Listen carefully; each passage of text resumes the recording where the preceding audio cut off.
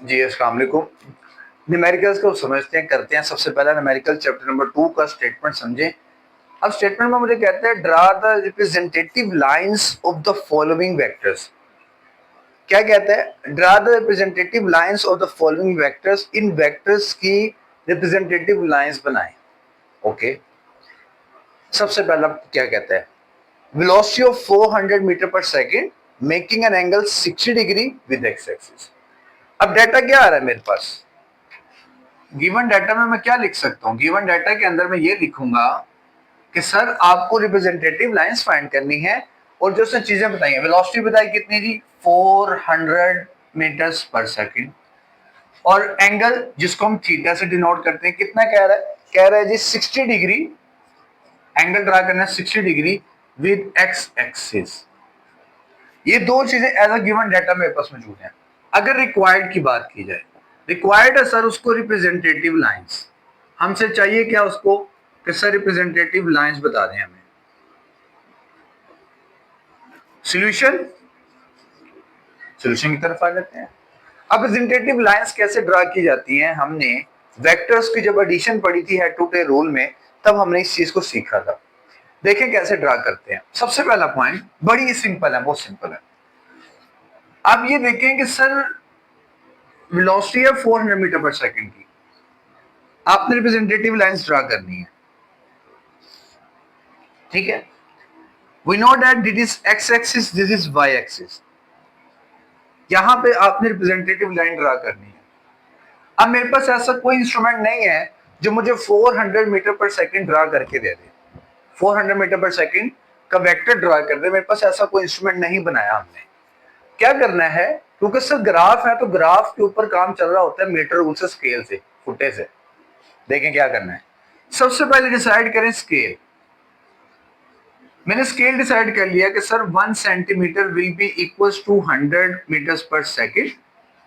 So by that reason 4 centimetre किसके equal आ जाएगा? 400 मीटर पर सेकंड। मतलब अगर 4 सेंटीमीटर या 4 सेंटीमीटर का यहां पे मैं लाइन ड्रा करूंगा वेक्टर की, तो मुझे ये पता चल जाएगा कि वो इक्वल किसके है? 400 मीटर पर सेकंड के। इस तरह आपने स्केल को डिसाइड कर लेना होता है, ठीक है। ये बात स्केलिंग डिसाइडिंग में बता रहा हूं मैं आपको। फिर एंगल आइडेंटिफाई करना है। थीटा इक्वल्स टू 60 डिग्री किसके साथ है जी? एक्स एक्सिस के साथ। अब ये बेसिक थीटा डायरेक्शन बताएगा आपको। वेक्टर क्वांटिटीज के अंदर, फिजिक्स के अंदर थीटा एक्चुअली तौर पर डायरेक्शन को आइडेंटिफाई कर रहा होता है। ये बात याद रखिएगा। अब थीटा है 60 डिग्री। क्या करना है? आपके पास होता है प्रोट्रैक्टर डी जिसको कहते हैं, ठीक है, प्रोट्रैक्टर या डी। क्या करना है? आपने इस पॉइंट पे रखना है।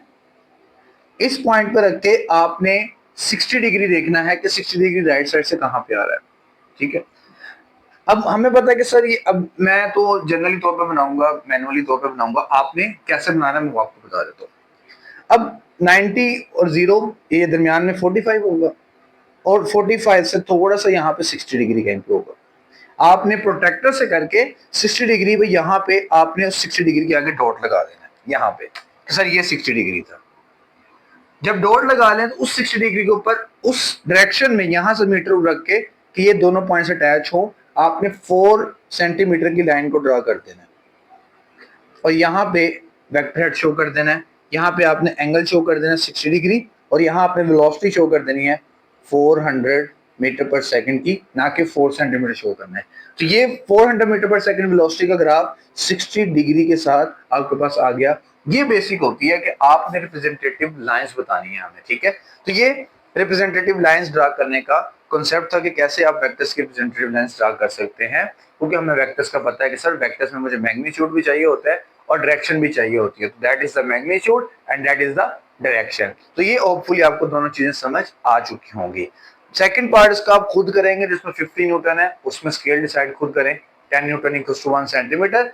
एंगल उसने दे दिया 120 डिग्री का। तो एंगल अब आपका आएगा इस क्वाड्रेंट के अंदर, तो उसको सॉर्ट आउट करें, ठीक है।